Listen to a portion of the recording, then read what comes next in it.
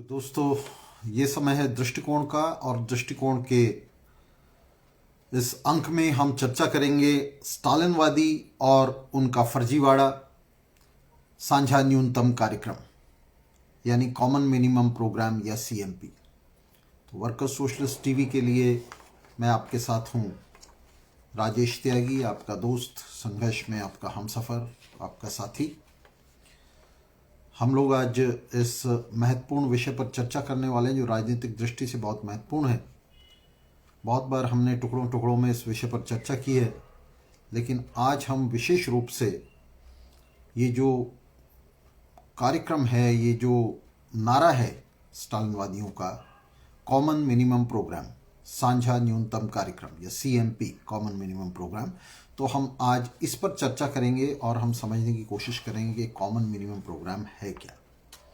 तो लंबे समय से झूठे वाम नेताओं ने साझा न्यूनतम कार्यक्रम के नाम पर मजदूर वर्ग को बेवकूफ़ बनाया है और पूंजीपति वर्ग की छोटी बड़ी पार्टियों के साथ चुनावी गठजोड़ उन्होंने इस नारे की आड़ में बनाए हैं। बार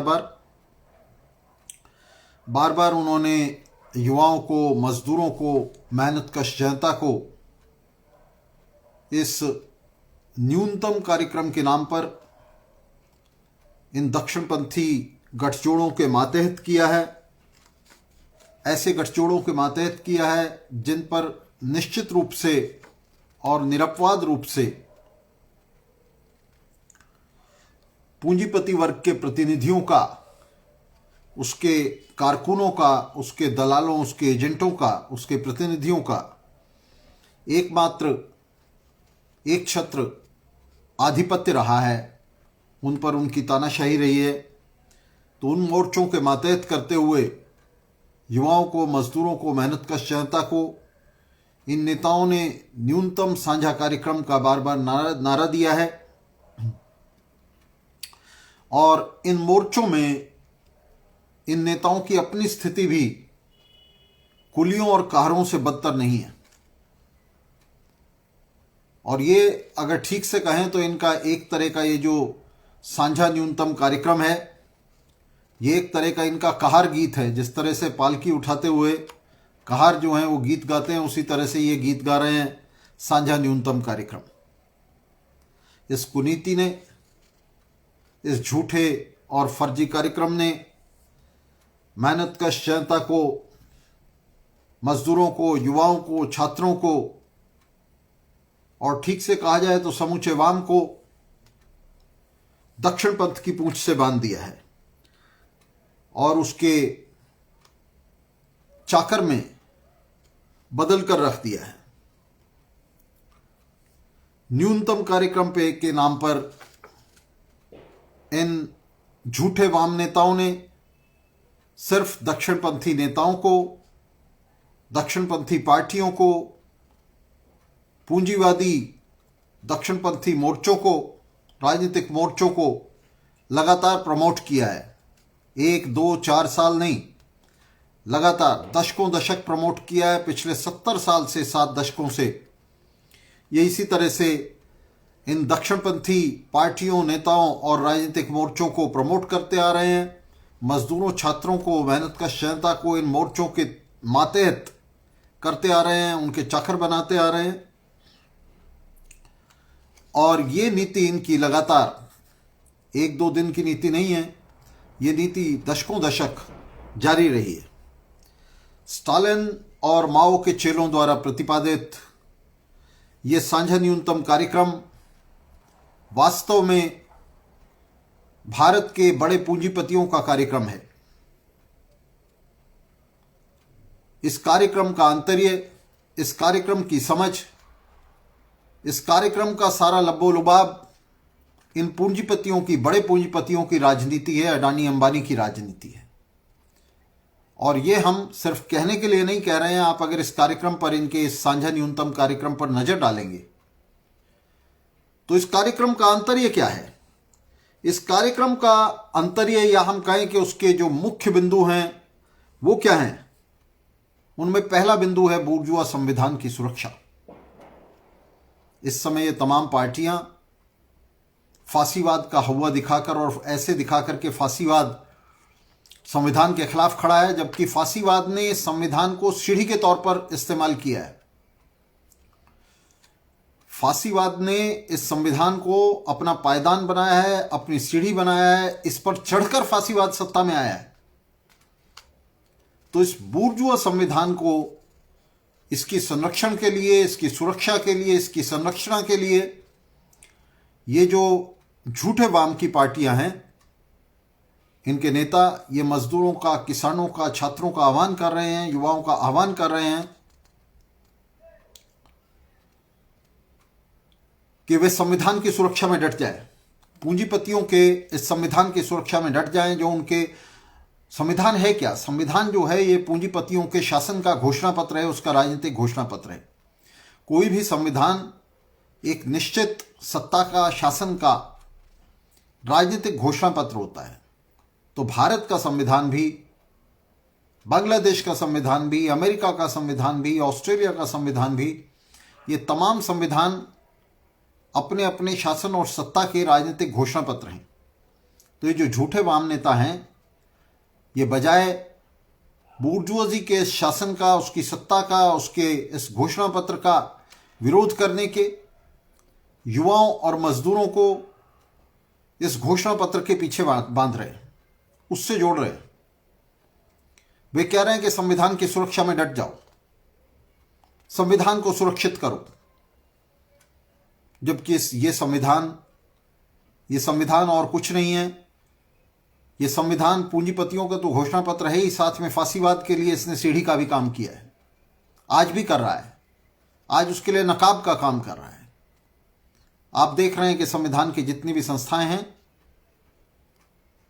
वे सारी संस्थाएं, संसद से अदालत तक, वे तमाम संस्थाएं फासीवाद के लिए एक नकाब का काम कर रही हैं।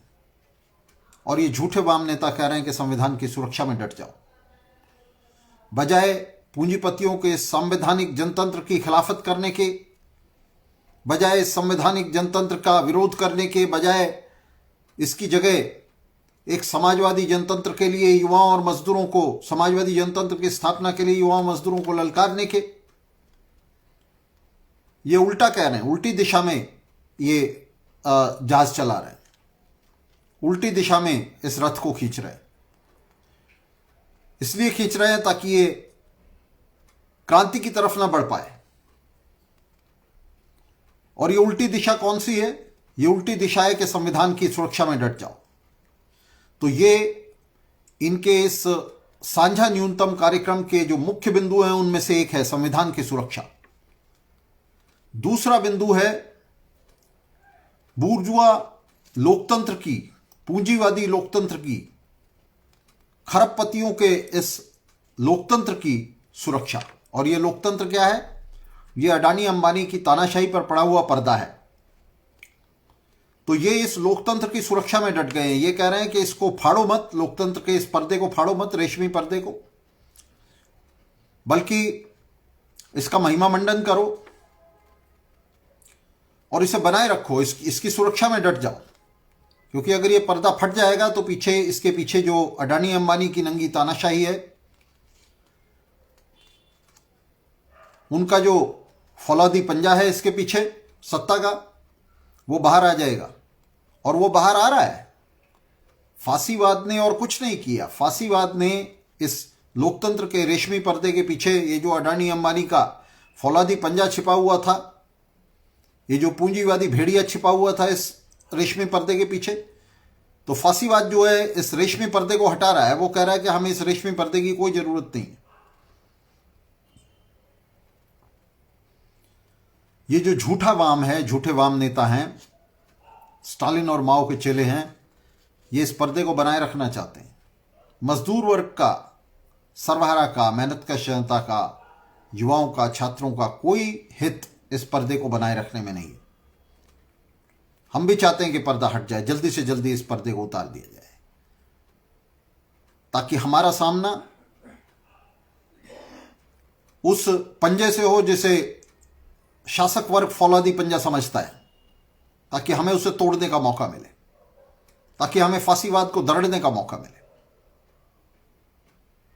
लेकिन ये झूठे वाम नेता ये कहते हैं कि पूंजीवाद की ये जो संवैधानिक व्यवस्था है, ये जो पूंजीपतियों की तानाशाही पर पड़ा हुआ लोकतंत्र का पर्दा है, जैसा हमारे साथी लेनिन ने कहा था, तो ये उस पर्दे को बनाए रखना चाहते हैं।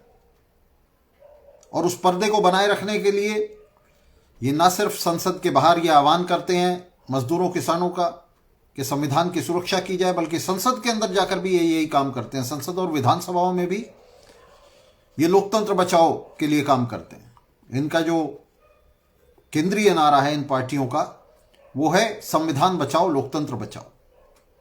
संविधान बचाओ लोकतंत्र बचाओ, इसका मतलब है पूंजीवाद बचाओ। यही पूंजीवाद है। और पूंजीवाद क्या है? पूंजीवाद जो है वो संविधान और ये जो पूंजीपतियों का लोकतंत्र है, यही पूंजीवाद है। तो ये दो नारे इनके जो है इस न्यूनतम साझा कार्यक्रम के जिस पर हम बात कर रहे हैं, जो इनका साझा न्यूनतम कार्यक्रम है, इसके ये दो बड़े प्रमुख नारे हैं, संविधान बचाओ और लोकतंत्र बचाओ, बुर्जुआजी का लोकतंत्र बचाओ। तीसरी बात है नेशन को बचाओ, राष्ट्र को बचाओ, पूरी दुनिया को पूंजीपतियों। हमने बार बार कहा है कि ये जो राष्ट्रीय राज्य हैं ये और कुछ नहीं है, ये पूंजीपतियों के ऐसे बाड़े हैं जिनमें पूंजीपतियों ने मेहनतकश जनता के हिस्सों को बांटकर कैद कर रखा है। उन्होंने दुनिया को आपस में बांट लिया है, अपने बाड़ों में बांट लिया है, और उसमें मेहनतकश जनता को भेड़ बकरियों की तरह घेर रखा है। तो तीसरी बात जो ये झूठे फर्जी वाम नेता कह रहे हैं, वो कह रहे हैं कि इन बाड़ों को बचाओ, इन राष्ट्रीय राज्यों को बचाओ, भारत को बचाओ। और उसके लिए इन्होंने तरह तरह के स्लोगन, तरह तरह के नारे गढ़ लिए हैं। भगत सिंह अंबेडकर के रास्ते, नए भारत के वास्ते। इन दलालों से कोई पूछे कि भगत सिंह ने कब इस भारत का सपना देखा था? भगत सिंह ने क्या एक ऐसा भारत चाहा था जो भारतीय उपमहाद्वीप की लाश पर बना हो, जो भारतीय उपमहाद्वीप के 3 टुकड़े करके बना हो, जिस पर अडानी और अंबानी का शासन हो? क्या यह भगत सिंह का भारत है? तो ये जो नारा है नए भारत के वास्ते, भगत सिंह अंबेडकर के रास्ते, ये बहुत ही घृणित नारा है। इसमें भगत सिंह के साथ जानबूझकर अंबेडकर को मिला दिए गए। अंबेडकर को मिला देने का मतलब है कि ये जो मौजूदा भारत है, जो भारत 1947 में पैदा हुआ, उस पर मोहर लगाना, 1947 के पार्टीशन पर मोहर लगाना, 1947 के सांप्रदायिक विभाजन को मान्यता देना, उसे स्वीकृति देना। अंबेडकर के रास्ते का मतलब है पूंजीवाद का रास्ता, पूंजीपतियों के लोकतंत्र का रास्ता, पूंजीपतियों के इस घृणित तानाशाही का रास्ता। यह अंबेडकर का रास्ता है। अंबेडकर के रास्ते को भगत सिंह के रास्ते से मिला देने का मतलब है वर्ग समन्वय, क्लास कोलैबोरेशन। भगत सिंह सर्वहारा का प्रतिनिधि है, सर्वहारा को रिप्रेजेंट करता है, मजदूर वर्ग को रिप्रेजेंट करता है। अंबेडकर भारत के पूंजीपतियों का प्रतिनिधि है, पूंजीपतियों को रिप्रेजेंट करता है।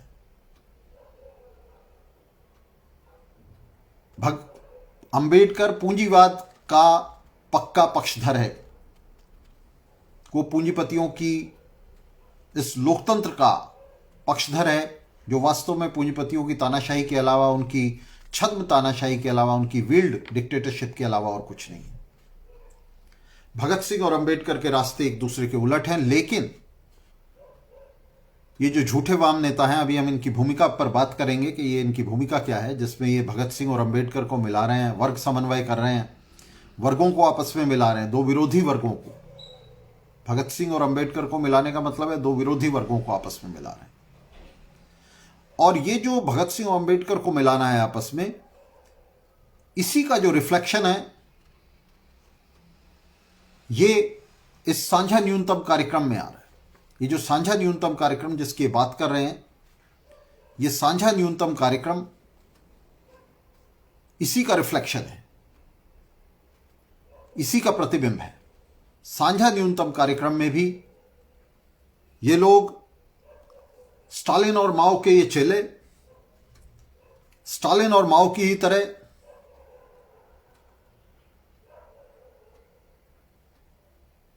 इन दो विरोधी वर्गों को, पूंजीपति और मजदूर वर्ग को, साझा न्यूनतम कार्यक्रम के नाम पर आपस में मिला रहे हैं।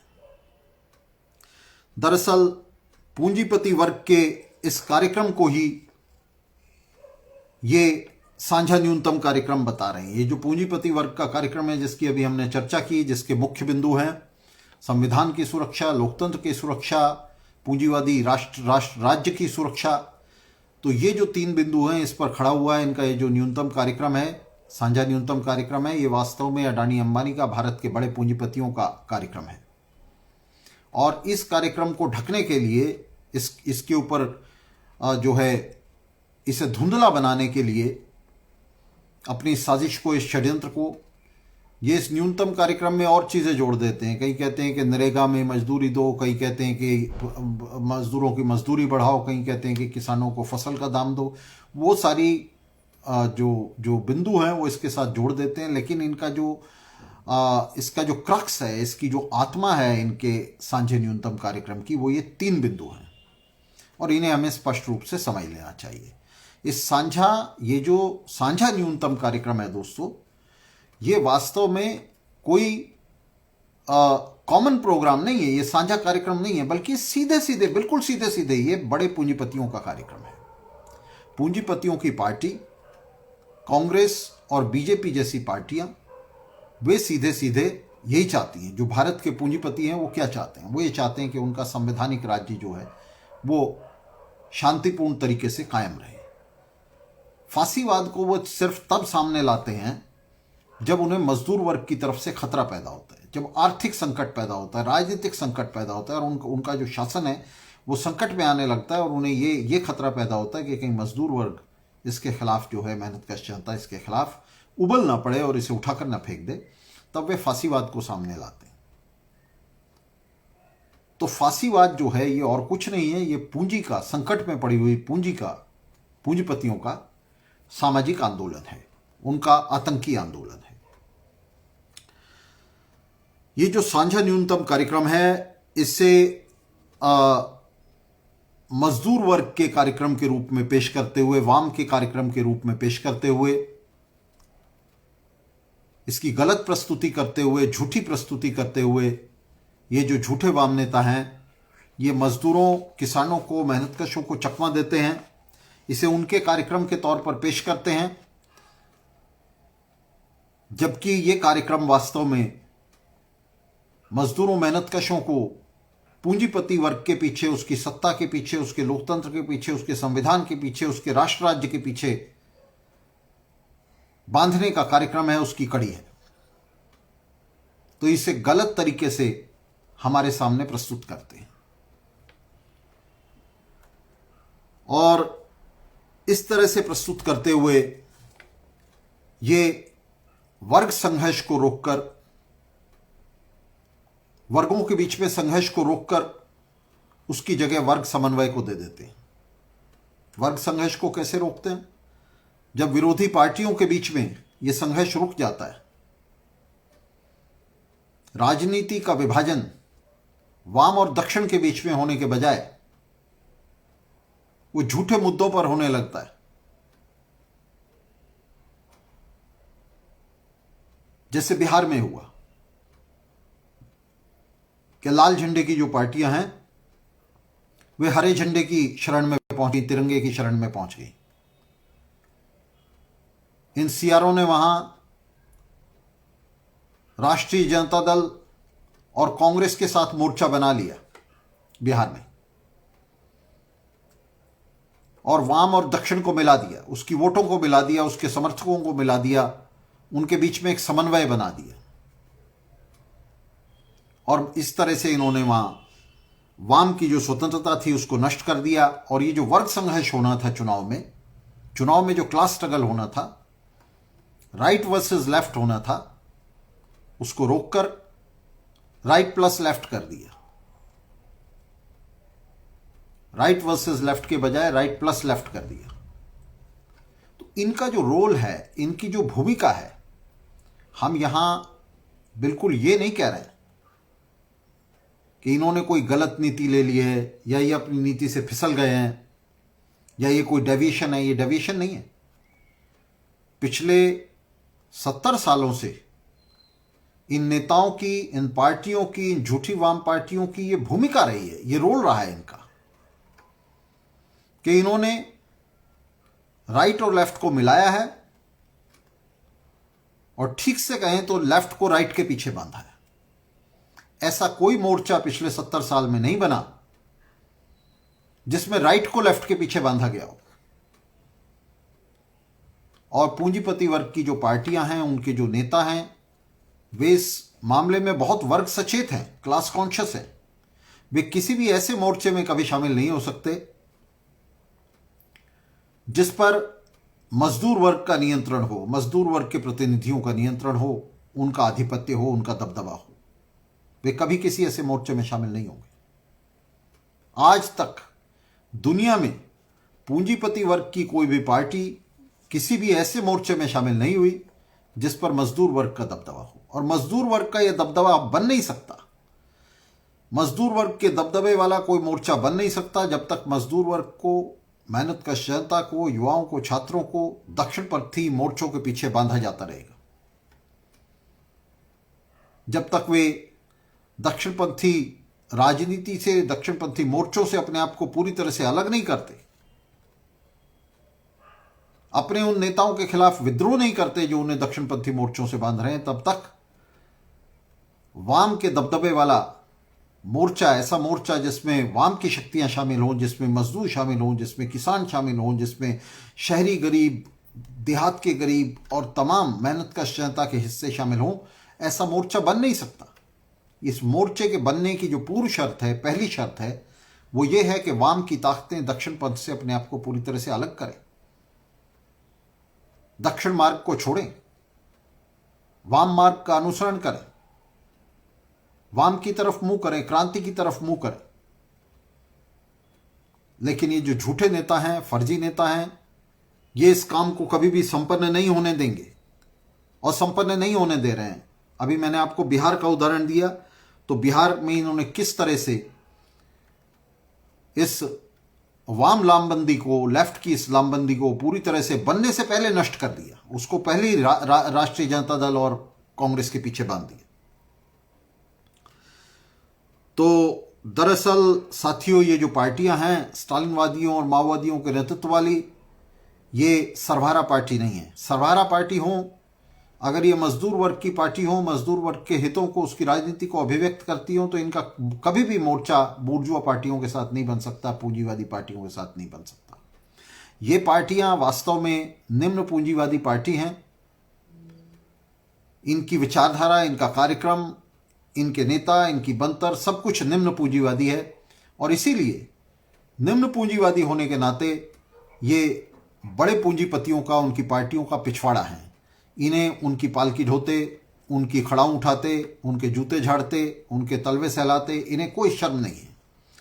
तो ये दरअसल उस निम्न पूंजीपति वर्ग की, निम्न बूर्जुआजी की पार्टी हैं जो पूरी तरह बड़ी बूर्जुआजी के साथ बंधा है, उस पर निर्भर है और अपनी जो भूमिका है वो उसके जूनियर पार्टनर के, उसके सेवक के, उसके चाकर के, उसके नौकर के तौर पर स्वीकार करता है। तो ये उस वर्ग की पार्टियां हैं, ये पेटी बूर्जुआ वर्ग की पार्टियां हैं।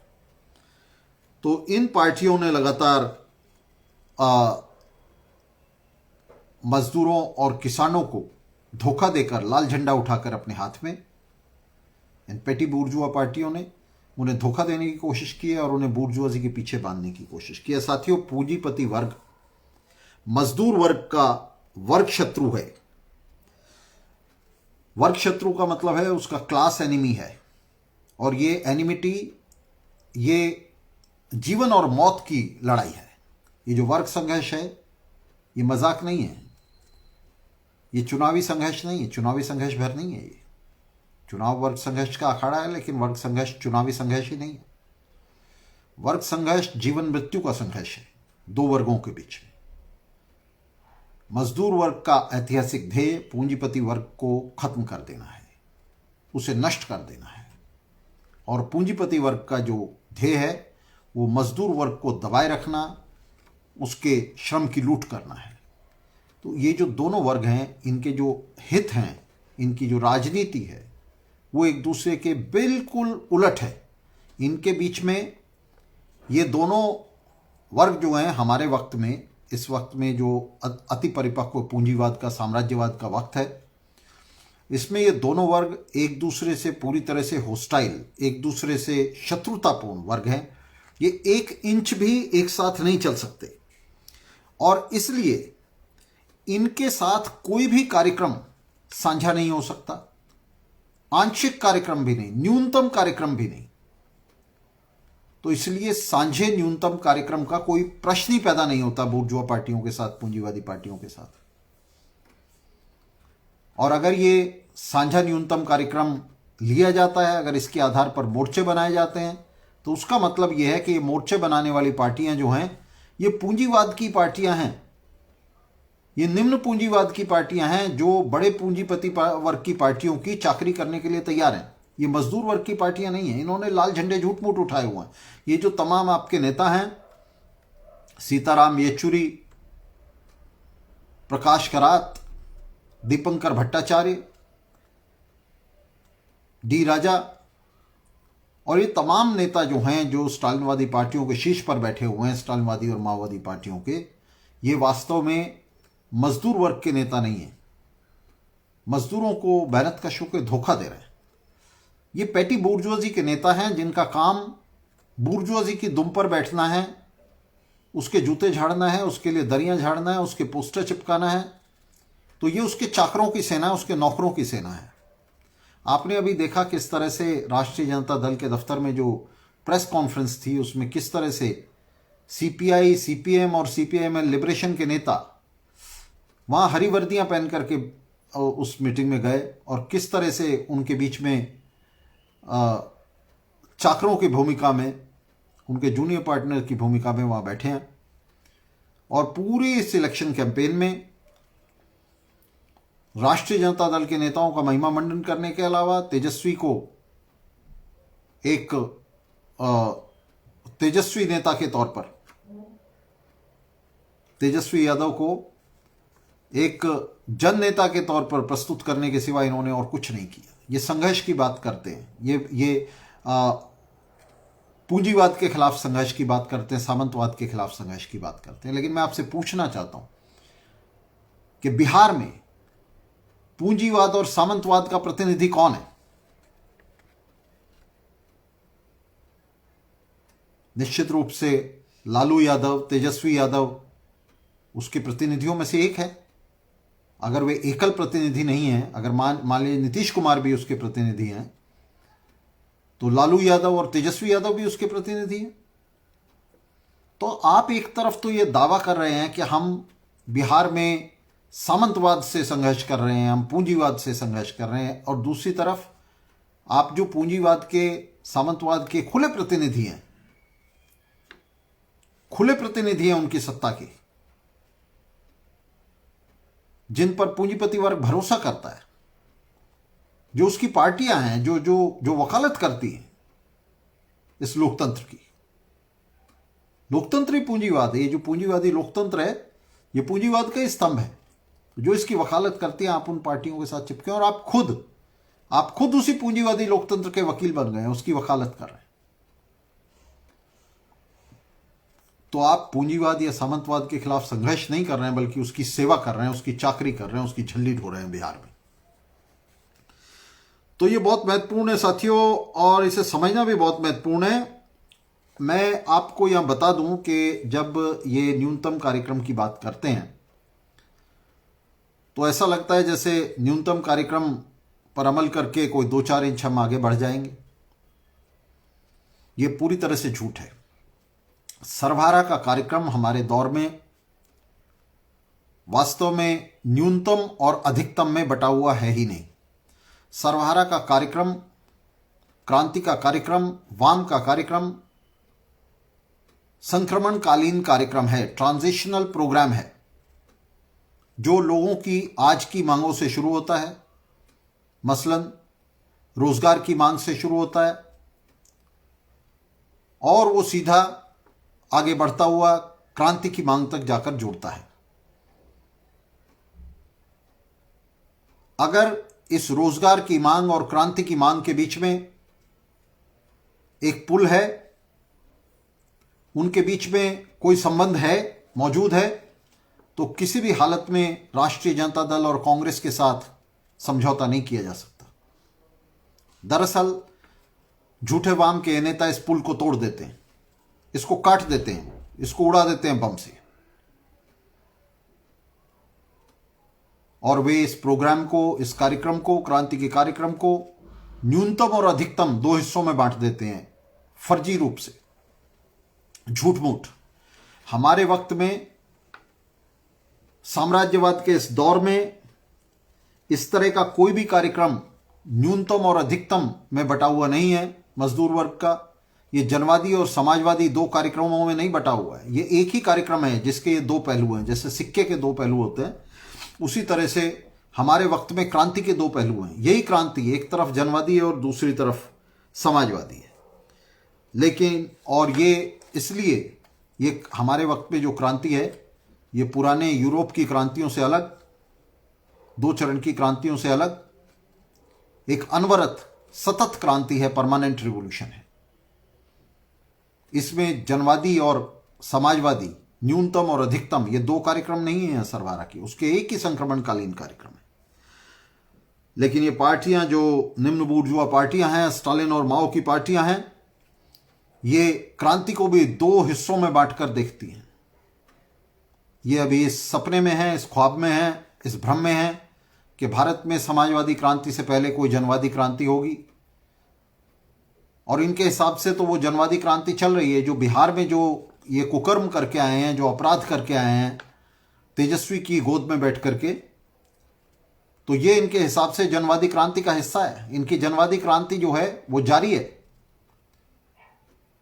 तेजस्वी और अखिलेश जैसे नेताओं के गोद में बैठकर लॉलीपॉप चूसने से उस क्रांति को, ये इनका कहना है कि ये अंजाम दे रहे हैं। तो ये जिस जनवादी क्रांति के भ्रम में हैं, और इन्हें लगता है कि बूर्जुआजी के साथ, पूंजीवादी पार्टियों के साथ मिलकर किसी जनवाद को, किसी जनवादी क्रांति को या जनवाद के किन्हीं कार्यभारों को अंजाम दिया जा सकता है, तो बहुत ही हास्यास्पद है। ये बहुत ही एक तरह का जोक है, एक तरह का चुटकुला है। इनकी इस नीति ने, जिसमें ये क्रांति को दो चरणों में तोड़कर देखते हैं और जनवादी क्रांति की हुक लगाते हुए ये अखिलेश, तेजस्वी, और अभी आप देखेंगे आगे कि लिबरेशन जो है वो ममता बनर्जी के साथ जाने की तैयारी में है पश्चिम बंगाल में, और सीपीआई सीपीएम वहाँ कांग्रेस के साथ जाने की तैयारी में है। इसी तरह से असम में ये कांग्रेस के साथ गठजोड़ की तैयारी में है। तो इस जनवादी क्रांति के नाम पर ये भारत के बड़े पूंजीपतियों की, सबसे बड़ी पार्टियों की, उनकी जो कोर रिप्रेजेंटेटिव पार्टी हैं, उनकी जो खांटी प्रतिनिधि पार्टी हैं, उनके साथ संघात बना रहे हैं और इस तरह से वर्ग संघर्ष को पूरी तरह से रोक रहे हैं। वोट को लेफ्ट और राइट में बंटने से रोक रहे हैं। वाम और दक्षिण के बीच संघर्ष को, जो अपने आप में वर्ग संघर्ष है, उसे रोक रहे हैं, और उसे रोकते हुए ये वर्ग समन्वय की एक ऐसी लहर पैदा कर रहे हैं जो अपने आप में मेंशेविकों का कार्यक्रम था। ये वर्ग समन्वय जो है पूंजीपतियों और मजदूरों के बीच में, ये और किसी का नहीं, ये मेंशेविकों का कार्यक्रम था। और राजनीतिक मोर्चे पर विशेष रूप से प्राक पूंजीवादी, मतलब पूंजीवाद से पहले की जो संरचनाएं हैं उन्हें नष्ट करने के लिए प्राक पूंजीवादी, और उसके साथ साथ फांसीवादी भी, इस फांसीवाद विरोधी संघर्ष में, प्राक पूंजीवादी संघर्ष में, जिसे सामंतवाद विरोधी संघर्ष कहते हैं स्टालिनवादी, उसमें ये दरअसल पूंजीपति वर्ग की और उसकी कांग्रेस और राजद जैसी लोकतंत्र की पक्षधर पार्टियों की भूमिका को न सिर्फ प्रगतिशील बल्कि क्रांति की पक्षधर भूमिका के तौर पर आंकते हैं, स्वीकार करते हैं, और इस आंकलन के तहत ये वाम को दक्षिण के पूंछ से बांध देते हैं। ये उन्हें लेजिटिमेसी देते हैं। ये कहते हैं कि नीतीश कुमार की जगह अगर तेजस्वी यादव सत्ता में आ जाएंगे तो सत्ता का जनवादीकरण हो जाएगा। तो ये एक तरह का इतना बड़ा धोखा है, इतना बड़ा झूठ है मेहनतकश जनता के साथ, जिसके जंजाल में इन्होंने पिछले 70 सालों से मजदूरों और मेहनतकशों को फंसाया हुआ है। ये पूरी तरह से झूठ है साथियों। नीतीश कुमार की जगह तेजस्वी यादव के आ जाने से या तेजस्वी यादव की जगह नीतीश कुमार के आ जाने से मजदूर वर्ग को रत्ती भर भी फर्क पड़ने वाला नहीं है। उसे आंशिक रूप से भी कोई फर्क पड़ने वाला नहीं है। फांसीवादी आंदोलन, जनवाद की, पूंजीवादी जनवाद की, पूंजीवादी लोकतंत्र की इस मरती हुई बीमारू काया पर पैदा हुआ है। ये जो फंगस है, उसकी जो फफूंद है पूंजीवाद की, वो पूंजीवादी लोकतंत्र की बीमारू काया पर पैदा हुई है। तो पूंजीवादी लोकतंत्र की तरफ लौट जाने से फांसीवाद को नष्ट नहीं किया जा सकता, बल्कि जितनी यह काया गलती सड़ती जाएगी उतना ही फांसीवाद के पनपने के लिए, इस फफूंद के उगने के लिए और ज़्यादा उर्वर धरातल जो है तैयार होता चला जाएगा। हमारा लक्ष्य, मजदूर वर्ग का लक्ष्य, मजदूर वर्ग की पार्टी का लक्ष्य, और हम दावे के साथ कह सकते हैं कि भारत में, दक्षिण एशिया में मजदूर वर्ग की एकमात्र पार्टी वर्कर्स सोशलिस्ट पार्टी है, जिसका लक्ष्य फांसीवाद को नष्ट करके बूर्जुआ लोकतंत्र की तरफ लौटना नहीं है, बल्कि उससे आगे चलना है, समाजवादी क्रांति की तरफ चलना है। फांसीवाद को हम राहुल गांधी और तेजस्वी के साथ मिलकर फांसीवाद से नहीं लड़ना चाहते और ना ही लड़ा जा सकता। हम फांसीवाद का तख्ता पलटना चाहते हैं, फांसीवाद को नष्ट करना चाहते हैं, मजदूरों और मेहनतकश जनता की ताकत के दम पर। उनके बीच में एका बनाकर, उनके बीच में संयुक्त मोर्चा, साझा मोर्चा बनाकर, उनके बीच में साझा कार्यक्रम बनाकर। और इसलिए हम ये जो साझा न्यूनतम कार्यक्रम का स्लोगन है स्टालिनवादियों का, ये जो उनका नारा है साझा न्यूनतम कार्यक्रम का, हम इसे पूरी तरह से खारिज करते हैं। हम पूरी तरह से उनकी इस प्रस्तावना को खारिज करते हैं कि किसी भी तरह से पूंजीपति वर्ग का कोई भी हिस्सा, उसका कोई भी नेता, उसकी कोई भी पार्टी, छोटी या बड़ी पार्टी, किसी भी तरह से हमारी आसन्न क्रांति में किसी तरह की प्रगतिशील भूमिका रखती है, किसी तरह की क्रांतिकारी भूमिका को, रिवोल्यूशनरी रोल को अदा कर सकती है, हम इस बात का पुरजोर विरोध करते हैं। साम्राज्यवाद के अति परिपक्व पूंजीवाद के इस दौर में पूंजीपति वर्ग की, राष्ट्रीय पूंजीपति वर्ग की कोई भी पार्टी किसी भी रूप में क्रांति के पक्ष में कोई भूमिका अदा नहीं कर सकती। उनकी भूमिका पूरी तरह से, एक तो वो लुंजपुंज है, राजनीतिक रूप से पूरी तरह से नपुंसक हैं, और दूसरे उनकी कोई भी भूमिका वे जनता के शत्रुओं से लड़ने के लिए नहीं है, वे जनता से लड़ने के लिए। ये जो पार्टियां हैं, कांग्रेस, राजद, सपा, बसपा, टीएमसी, डीएमके, ये तमाम जो पार्टियां हैं, ये जनता के पक्ष में लड़ने के लिए ये बटालियनें नहीं है, ये जनता के खिलाफ लड़ने के लिए बटालियनें। मजदूर और किसानों की उतनी विरोधी हैं जितना विरोधी नरेंद्र मोदी और अमित शाह है, नीतीश कुमार है। तो नीतीश कुमार और तेजस्वी के बीच में किसी भी तरह से भेद करना, यह आत्महत्या करने जैसा है वाम के लिए। हमें ऐसी कार्रवाइयां करनी चाहिए जिससे मेहनतकश जनता को नीतीश और तेजस्वी दोनों एक साथ खड़े दिखाई दें, जिससे नीतीश और तेजस्वी एक साथ खड़े होने पर मजबूर हो। इनका जो भी वोट बेस है दोनों का, नीतीश का और तेजस्वी का, वो अंततः मेहनतकश जनता ही है।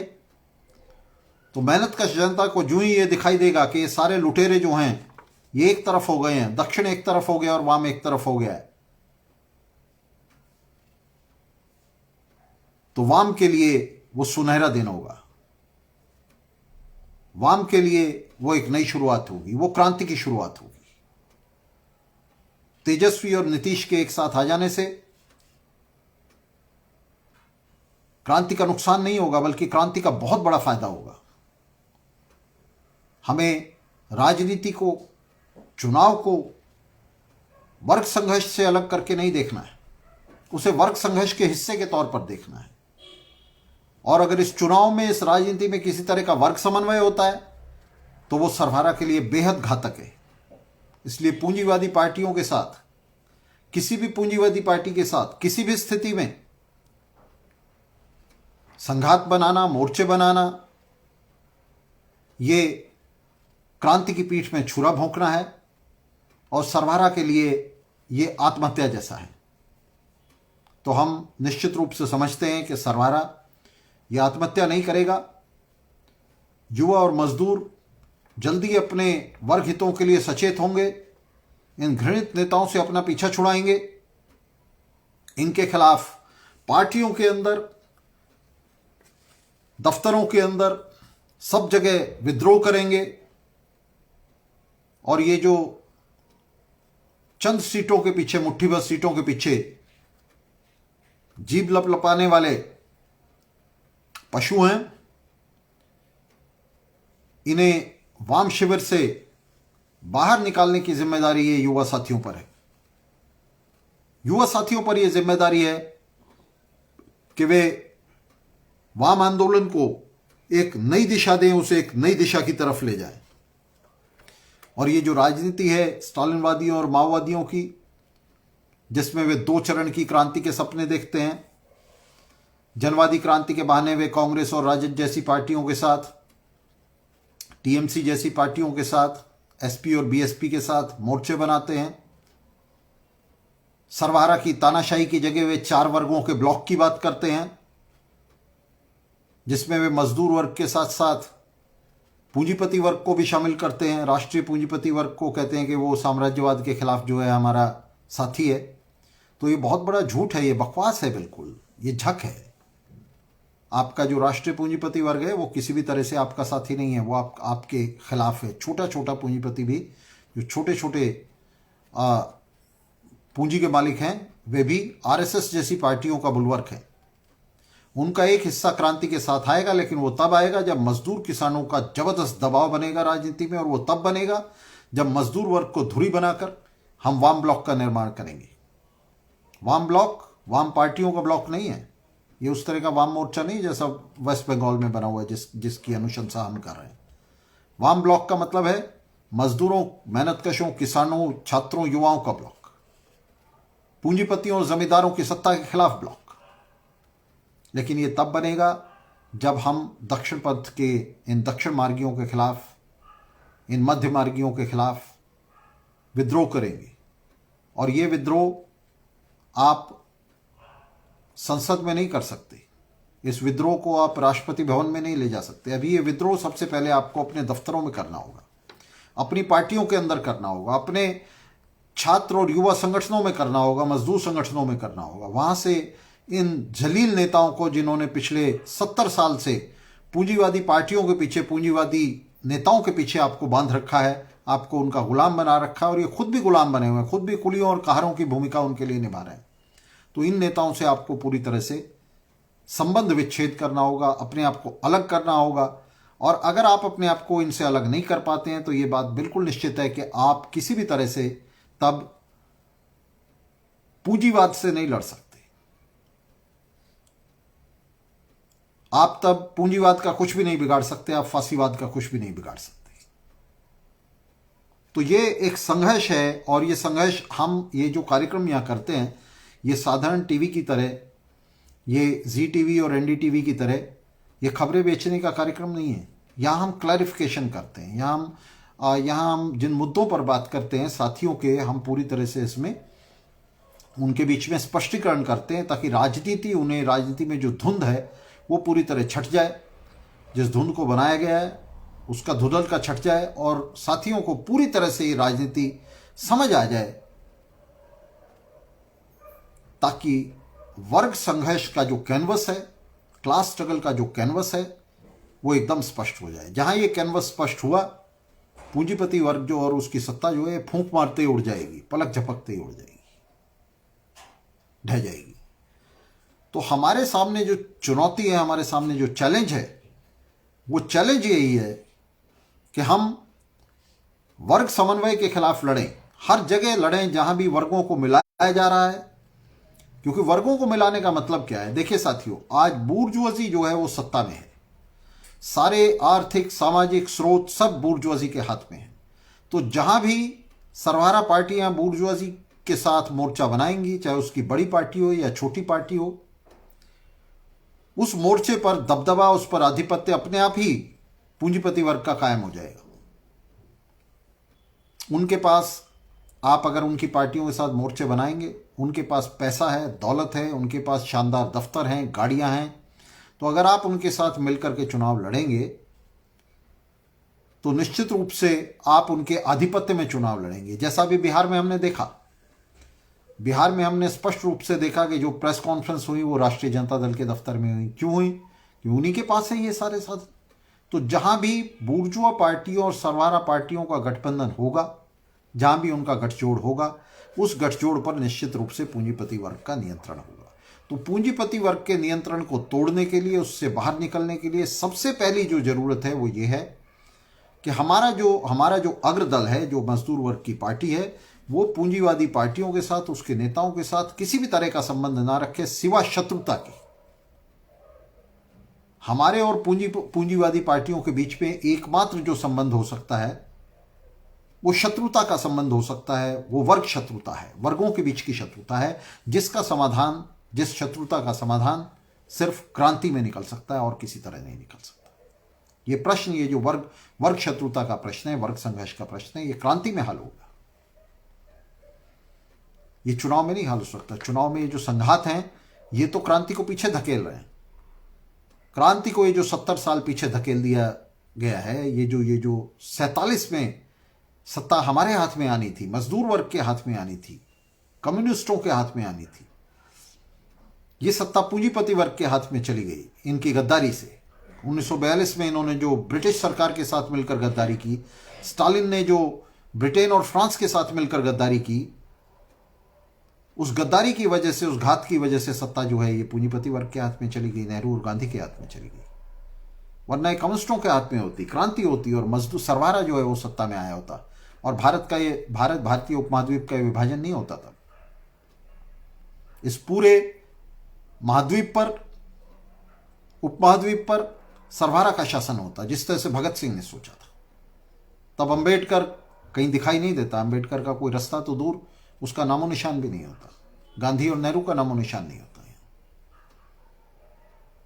तब इस उपमहाद्वीप पर लाल झंडा फहरा रहा होता।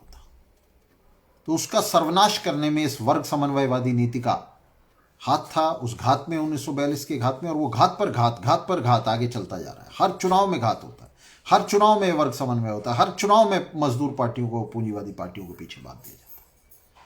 तो साथियों, आपके साथ आज हमने इसकी चर्चा की और हमने इसके बहुत ही महत्वपूर्ण बिंदुओं पर चर्चा की, और मुझे लगता है कि विषय, ये जो कॉमन मिनिमम प्रोग्राम CMP, साझा न्यूनतम कार्यक्रम का विषय है, ये आप सभी को स्पष्ट हुआ होगा।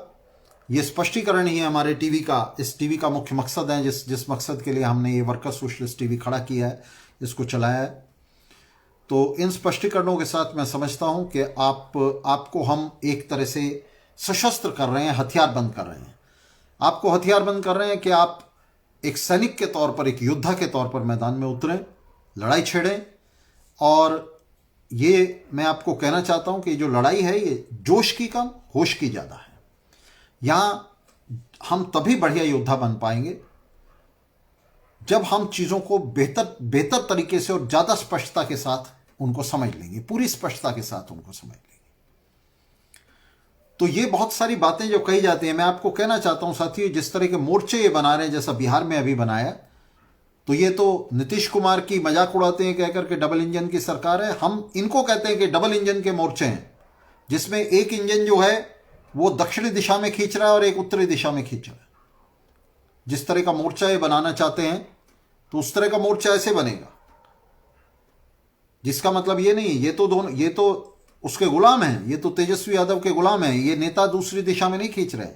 पर जिन मजदूरों, किसानों, मेहनतकशों, युवाओं को, छात्रों को ये बांध रहे हैं उस मोर्चे के पीछे, उनका उद्देश्य कुछ और है। वे इनकलाब चाहते हैं, वे क्रांति चाहते हैं। वे राजद और इनके इन दलाल नेताओं को संसद और विधानसभा में नहीं पहुंचाना चाहते।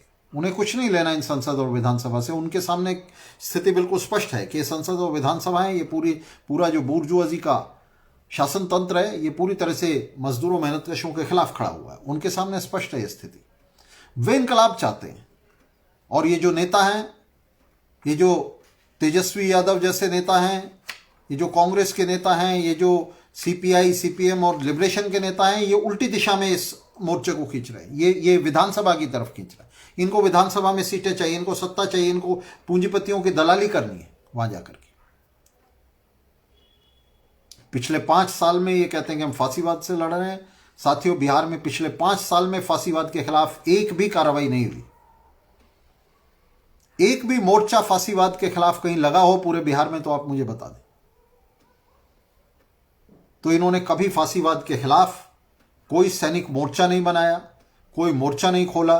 बस चुनाव आने पर ये चुनाव मोर्चा बना रहे हैं। तो इन नेताओं का उद्देश्य है इस सारे संघर्ष को तबाह करके वर्ग संघर्ष की जगह वर्ग समन्वय को देकर के इसको विधानसभा की तरफ घसीटना, और जिन मजदूरों, किसानों, मेहनतकशों, युवाओं को ये इन दक्षिणपंथी मोर्चों के पीछे बांध रहे हैं, उनका उद्देश्य है इनकलाब करना। तो ये जो है इनके डबल इंजन के मोर्चे हैं, एक उत्तर की तरफ खींच रहा है, दूसरा दक्षिण की तरफ। इनमें आपस में पूर्व पश्चिम का संबंध है।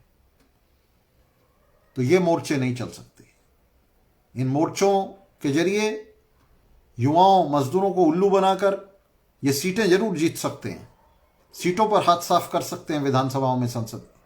लेकिन इन मोर्चों का कोई उद्देश्य नहीं है। ये जनता के लिए निरुद्देश्य मोर्चे हैं। जनता का, मेहनत का, जनता का कोई भला इन मोर्चों से नहीं हो सकता। तो साथियों, ये जो कॉमन मिनिमम प्रोग्राम है, साझा न्यूनतम कार्यक्रम है, ये पूरी तरह से मेंशेविक फर्जीवाड़ा है। एक ऐसा फर्जीवाड़ा है जिसका सारी उम्र ताउम्र लेनिन ने, लियोन ट्रॉट्स्की ने विरोध किया। रूसी क्रांति के जो अनिवार्य सबक हैं वो इस साझा न्यूनतम कार्यक्रम के पूरी तरह से खिलाफ है। मेंशेविकों के इस कार्यक्रम को अक्टूबर क्रांति ने पूरी तरह से रिजेक्ट कर दिया था। ये जो साझा न्यूनतम कार्यक्रम है, कोई न्यूनतम कार्यक्रम नहीं हो सकता, कोई अधिकतम कार्यक्रम नहीं हो सकता। मजदूर वर्ग का एक ही कार्यक्रम है, संक्रमणकालीन कार्यक्रम है, और इस कार्यक्रम के ही 2 फलक हैं, एक जनवादी और दूसरा समाजवादी। तो साथियों, इसके साथ इस चर्चा, बहुत अच्छी चर्चा रही, आप सभी इसमें मौजूद रहे। तो इसके साथ मैं आपसे विदा लेता हूं, और इन मुद्दों पर हम आगे भी इस तरह के तमाम राजनीतिक मुद्दों पर स्पष्टीकरण करते रहेंगे। ज़्यादा से ज़्यादा वीडियो को जो है शेयर करें दोस्तों, अपने दोस्तों के बीच में, अपने साथियों के बीच में, अपने फेसबुक पर, ट्विटर पर और सभी जगह। और इस संघर्ष में, ये जो संघर्ष हमने छेड़ा है, ये मामूली संघर्ष नहीं है। इसमें आप सभी हमारे साथ, हमारे सह सैनिक हैं, हमारे जो है को मिलिटेंट्स हैं। तो तमाम जुझारू साथियों से हम ये अपील कर रहे हैं कि इस संघर्ष को वर्ग समन्वय, जहाँ भी वर्ग समन्वय की आवाज़ सुनाई दे, जहाँ भी क्लास कोलेबोरेशन की आवाज़ सुनाई दे, उस पर हथौड़ा मारो इनकलाब का। तो इसके साथ साथियों, आपसे विदा लेता हूँ। आपके साथ रहेंगे, संघर्ष करते रहेंगे, संघर्ष जारी रहेगा।